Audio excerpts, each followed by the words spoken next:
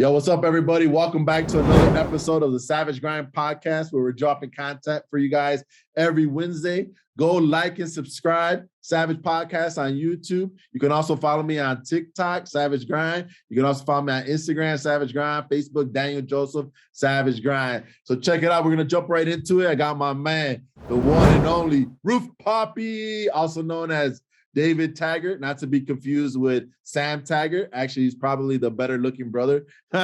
So we're here with my man. He's just took the leap of faith of entrepreneurship, opening his own company for being extremely successful with two other companies out there in Texas market. Actually, one of my buddies, you used to work for one of my friends, and then you went to jump on another company. Now you took all your sales experience and your success, and you're offering it out with your own company. So let's talk about that right out the gate. So what made you want to start your own business?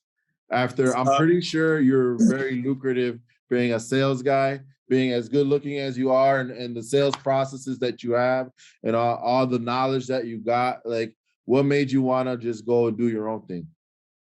Well, first of all, I just want to say thanks for having me on the show today, Daniel.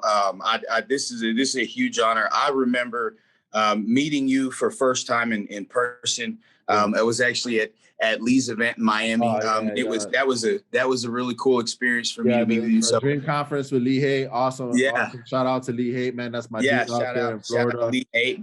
And you know, like you were saying, Andrew Hernandez, a very good friend of mine, very good man. Gave me my first start in roofing, working with him at Alpha Elite Roofing out of Houston. And I recognized real early on that this industry was something that I could use as a conduit to get me the life that I wanted. And then obviously as a salesperson, unless I'm going to grow a team of salespeople, if I'm going to progress in both responsibility and financial income, I either needed to grow a huge sales team underneath myself, or I needed to own a company eventually. And then, so the trajectory was kind of set with that, but now it's just the time thing. And for me, education is very important. And I saw a lot of contractors like rush into that sort of a thing. Just, hey, they want to open up a roofing company, but they don't understand how to train somebody. They don't understand how to retain them after they've trained them. And they don't understand how to implement back-end process and things like that. So it wasn't an overnight decision. It definitely took some time learning from different people and networking and figuring things out and asking questions. But most recently, it was a way that we figured out that we could help. So, you know, just help change people's lives is really what we want to do, both our homeowners and our salespeople. Yeah, absolutely. And I resonate exactly with everything that you're saying, because it's literally about giving back and creating that customer experience and creating that culture where your salespeople can thrive and learn from. And there's a couple of things that I really like that you said, and it's training, right? Because it takes proper training and good culture to have that retention with salespeople, and believing that you care for them to come be a part of your company and sell for you, right? And overall, if they feel like they're being loved and cared for, they're gonna pass that attention down to your clients and your customers, which is super important for that overall customer experience. So that's awesome that you're able to do that, and you recognize that kind of like the saying, the peacock, they couldn't keep you in a cage, you had to fly and do your own thing. You just like and that happens, right? And I love that, because I felt the same way when I was selling for other people, that I really wanted to implement my own training processes. I wanted kind of to like take it to the next level for that company, but they had their own model that they were trying to follow, and it wasn't about scaling and retention. It was about scaling in the beginning of the year, and then whoever falls off during the middle and end of the year, that's just more money in their pocket, right? So I didn't resonate with that business model, because the more salespeople that fall off, that's less revenue they got to pay out on, right? So that was kind of like a really bad business model, and I didn't agree with it. So when I left him, I was like, man, I could do this better. Right. And I believe that's kind of like how you feel, like I could do this better. So I've been seeing a lot of you on Facebook and Instagram. And so what are you doing besides, starting your own company? What's the name of your company? A5 is the company that you A5, yeah. A5. A5 So you A5 roofing out of Texas, Fort Worth, Texas, and San Antonio. Yeah. Awesome. And then what else are you doing? You're doing some consulting and sales training? Yeah. And so I like to speak. And when I like to speak, I don't just like to talk about anything. I like to talk about things that might be beneficial to people. And so I realized that I found my love for speaking, for public speaking, in sales, because I have an opportunity to speak things that matter to people that can take them and actually apply them to their life and go increase their enjoyment, their ability to enjoy life based off of something that I said or told them. So I do a lot of consulting. I've had dozens and dozens and dozens and dozens of hundreds of hours probably now at this point, phone calls with other roofing contractors, just asking about implementing sales teams and the strategy for, how do you retain sales guys and what do you teach them first and things like that. What's one quick nugget, not to give away all the meat and potatoes, right? But what's one quick nugget that you see that a lot of roofing companies are not doing, and that is a little bit of advice that you give to their owners or other salespeople to help just to get a little flavor of what the Roof Papi consulting program is about, and that way at the end of this we could kind of get some traffic towards your company and maybe get some more people to reach out and you can help. So what's one thing that you see that maybe our audience can benefit from your sales process? Ooh, man, there's a lot, because I think I look at the sales interaction between a salesperson and a homeowner more as a conversation than it is like you trying to ask them the right questions to get them to the answer that you want. And so when you break down the door-to-door conversation, that interaction into steps, you can manage where you are in those steps from goal line to goal line, like if you were on a football field, and depending on what's the next step, like, hey, this homeowner said they've never had their roof inspected. Okay, well, I need to ask them why not, or I need to now build value in the roof inspection so that way they understand why I'm here. Well, you can't just knock on a door and say, hey, my name's Dave, I'm here to inspect your roof. We have to have a conversation, and a conversation is a back and forth exchange. So while you're exchanging questions for answers, use the answers to get you further down the football field. And so instead of saying, hey, here's my script, and if you say this, I say this, and if you say this, I say this, it's not always cut and dry like that. So you have to know how to have a conversation. And because people's ability to know when they're being sold something is so sensitive, and I think with social media, we get bombarded with advertisements. So we know in the first 1.5 seconds of a video, oh, that's an ad, let me pass through that. It's not really a video. They know when they're being sold. So when you knock on their door, they're expecting you to sell them something. But when you have a conversation with them, that's much more powerful, because people don't typically conversate with people that they don't care about. Right. So you have to be able to care about the person that answers the door, and then just talk to them.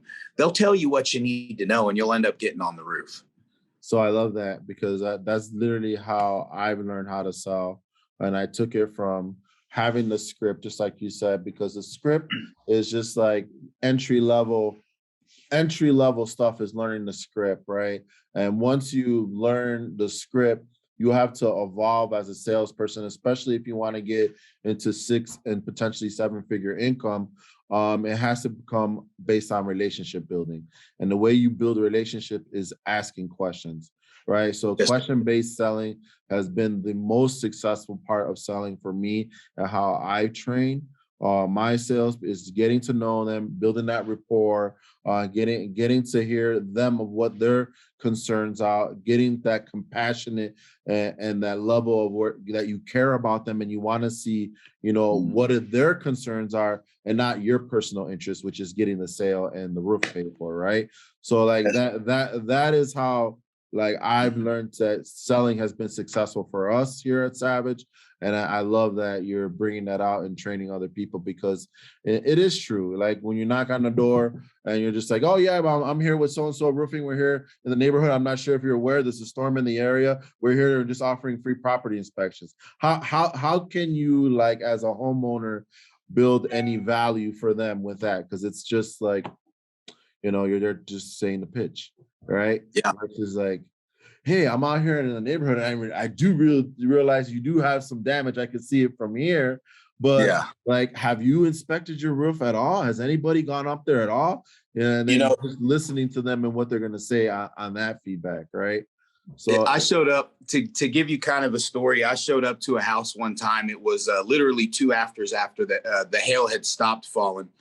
And I'm just being hyper vigilant and picking up information as I walk up to this guy's door. And I know there's hail damage on this roof because I can still see it in a pile in the flower bed where it, came down the valley, right? And so I'm walking up to his house and I'm looking at the vehicles in the driveway, and they're all different types of Mercedes-Benz. But the license plate said Murph 1, and then Murph 2, and then Murph 3. Mm-hmm. And I noticed he had an Army flag hanging from the front of his house. And I said, his last name's got to be Murphy, but they call him Murph. This what's going on here. So I go up to the door and I knock on the door. And instead of pitching, hey, my name's Dave, I'm with Alpha, blah, blah, blah. Here I'm looking at your roof, right?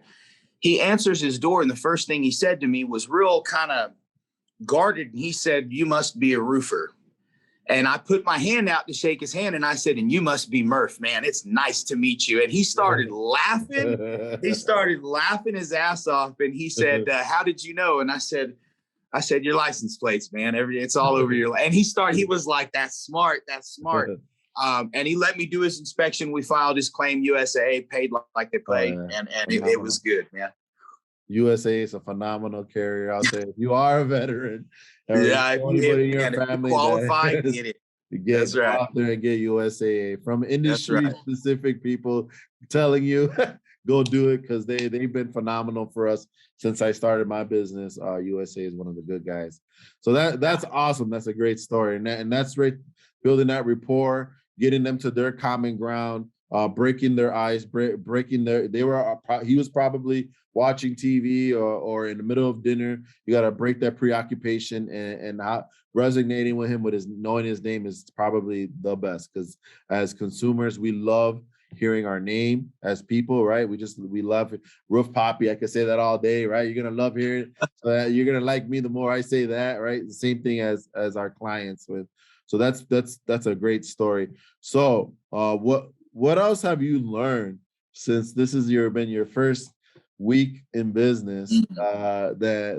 So what are you thinking, man? You regret it? You like it? You're looking forward to it? What do we expect to see from Roof Papi in the next year? I like it. I like it. I think not enough people realize the power of creating a positive brand.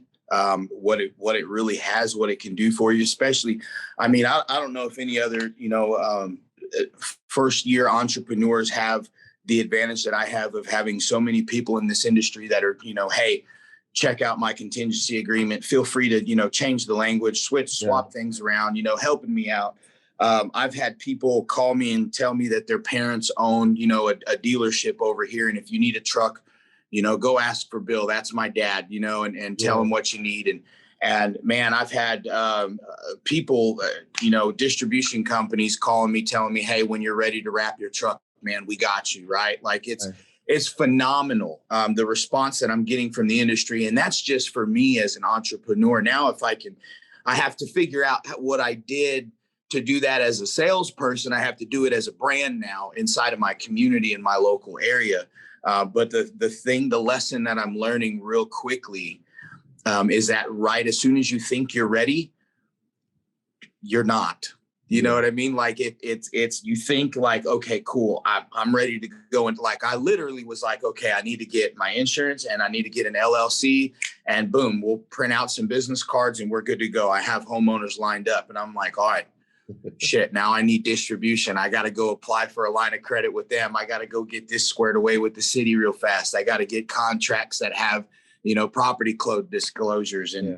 just all sorts of stuff, man. And I'm like, okay, so when you think you're ready, you're not. So just don't ever assume that, all right, I'm ready. I'm good. All my bases are covered, Yeah. No, man, I think one of the things that I enjoy the most about being an entrepreneur is that I don't have all the answers. I know it's always going to be something new every single day. And living that life, it's a risk, right? You've taken a risk right now from having basically where you know what level you need to produce to be at to produce an income and a lifestyle, right? Working with another contractor and selling for them, to now not knowing anything, right? You're out there taking a huge risk, not knowing whether or not clients are going to be lining up, if there's going to be a good enough storm, if you're going to have a sales force that's going to stay. Like you're going into the unknown, and that's for me where I love the most, because I'm confident in my ability to create. Right. Like if I don't know, I'm going to figure it out and I'm going to create something. So if I can offer any bit of advice for you, I would definitely urge the processes to happen, right? Build out, literally write down how it happens. Should be very easy for you to build out a process for sales, right? This is what you do to get your sales for your sales team. Build out A to Z, how to get sales and what that process looks like, how to file a claim from A to Z, how the filing the claim process looks like for you, to go to approval, and from when you get that first line item scope of work, what happens for your office and your infrastructure, and what actually are your processes, and creating departments of what department and what roles are going to be and what responsibilities are going to happen for each department, and then going into construction, right, and building out that process. Once it goes through all the roles in your office, now it goes to production, right, building out all that from A to Z, what production process looks like, and then most importantly, collections, right? How do I collect my money, right? Because you'll hear these three things in our industry is sell, build, collect, right? And I learned for not firsthand this year, we do phenomenal at selling and we do phenomenal at building, but I have a horrible collections process, right? I can sit here and be transparent that I had to learn this year how to refine and double down and put attention to becoming a better entrepreneur and businessman and collecting my money, because we could sell it really good and we could build the crap out of some roofs, right? But then when it comes down to getting paid, we had a problem, because that's the lifeblood of your business right there. Number one, the revenue coming in, but as it comes in, it's gonna go out because you got salespeople. They're gonna want their commissions, and then the production, and then the subcontractors got to get paid, right? So now you're stuck to like, hey, I need my money for the business, right? My revenue to stay afloat. It's called cash flow, right? So if I was any kind of advice, I would refine those processes for you and hone them, right? As you go. And as you go, if something's not working, learn it, fail at it fast, and fix it fast. That's the any advice I could do. The back end. The back end is very, very important. And like for me, just like you coming into it, you're like, well, I could sell good. I know I'm gonna do phenomenal in sales. If I have to be the only salesman, right? That was literally like, if I have to be like, literally my first year, I was the only salesman. I sold 200 contracts my first year. That was like 2 million in business in our market. And that revenue is what catapulted me this year, our second year in business, because I took all the revenue and put it all into Savage Roofing, where you see it is today, right? I use every penny, it ended up being like $300,000 in profit, and I put all of it back into the business, right? Wow. So, but then I was like, well, I'm just gonna duplicate what I know how to do, which is sell and create more salespeople, and then put a cool culture behind it. And literally, that's how I created it. But I did not think about what I'm telling you, what I know today, which is the back end and how important it is, right? And again, that's comes from the most expensive way of learning, which is going through it, right? So hopefully you can figure that out sooner than later, and that would be my best advice for you with that. So Thanks. the how did you come up with your company name? A5. What does that stand for? All right, so I'm gonna tell you a funny story.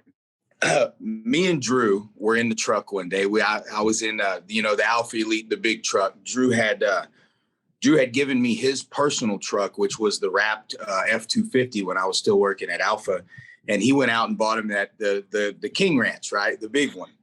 So I have this truck, and he's telling me one day, he makes a joke about he's got to take the truck back to Houston. I'm going to drive it back from San Antonio to Houston and get it rewrapped. But and I'm like, okay, cool. Can I pick up another F-150 because all I have is my car. I just bought my Audi probably like a month before, right? Mm-hmm. And he was like, for jokes, he was like, no, you got to sell roofs out of your personal vehicle, And I was like, okay, bet, if that's a challenge, bet, right?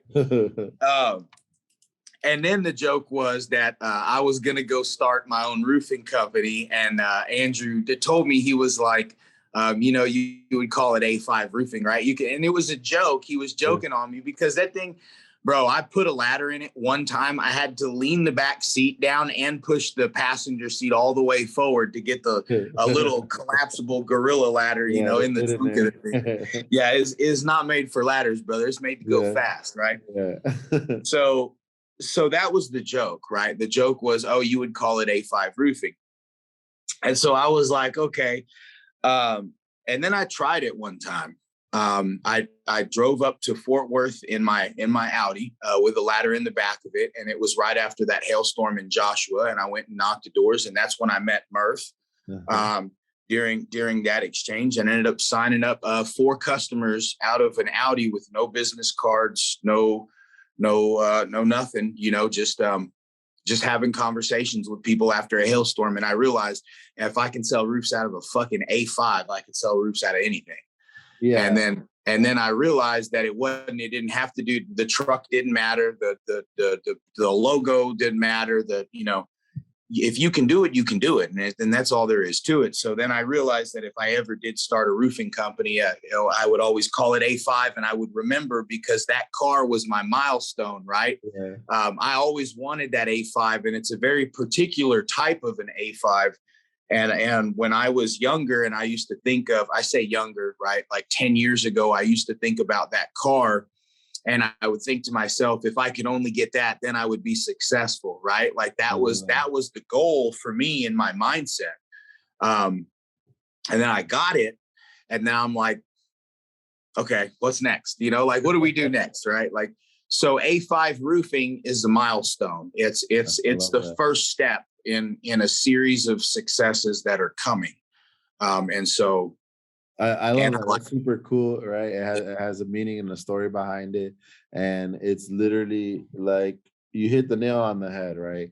The branding, the trucks, the business cards, they're all nice necessities. But if you don't have the ability to communicate with people, and you don't have the basic skills of smiling, shaking hands, and having a meaningful conversation with people, you're probably never going to do it in sales, right? Well, and so like, go ahead. Even like just getting out of the truck, right. Your trucks are gorgeous. Like, I love the way that the decals look on the side of them. It's a very strong brand image and a brand presence. And the guy driving the truck can have a phenomenal presence and great charisma, and he can speak to anybody. But if he doesn't get out of the truck, what does it matter? Right. Absolutely. Yeah. Getting seen. So recently I gave a quick story. I gave away, I have a sales guy that's really, really, really good right now. And I gave him my work truck that I was a little bit of a project truck. I got an F-250. It's got a 9-inch lift on it with 37-inch tires. It's a showstopper for sure. And I'm just like, dude, I want to reward you for giving you, and I want to give you this truck because you done phenomenal. You did a big turnaround this month in your sales. And he's like, all right, cool. So now he's just like, He's like, dude, all I have to do is hang out at the gas station and the car wash. People just come up to me and tell me, hey, I love your truck. Come check out my roof. Yeah. I was like, so like, but at the end of the day, you still got to be able to close the deal. Going and getting on the roof is the first part of the battle. I was happy to just help him out with that, with giving him a sexy truck, you know, just to show we care about our sales guys here. And but again, you got to close the deal still. Just getting on the roof doesn't mean you got the sale. But I love that. So A5, that's the brand. It's based off your Audi, the type of Audi you got. So that's cool. So what's next for you? What's next? Oh man, what isn't? You know, I went a few months ago. I got a trademark approved for an athletic apparel brand that I think I'm probably going to try to do something a little different than what I had initially started. But that look, man, the roofing is it's seed money for everything else, right? It's not, and like I explained this the other day. I was having a conversation with somebody. The roofing industry is not the ends for me. It's a means to an ends, right? Like and I don't know exactly what it looks like, but I know a couple of different things are coming together. And so I'm here for it. I'm excited for it. It's going to be a lot of growth for me and my small family. And it's not always going to be fun and pleasurable, man. But, you know, like I said, this is a stepping stone. This is not the end for me, man.